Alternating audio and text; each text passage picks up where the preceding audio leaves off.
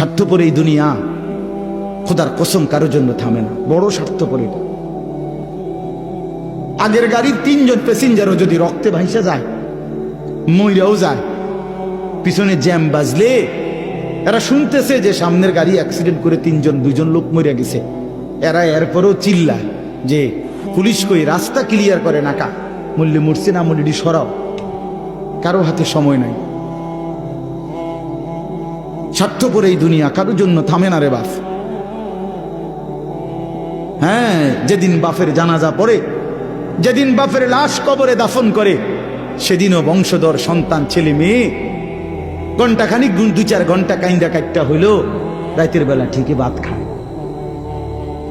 হ্যাঁ, খায় না?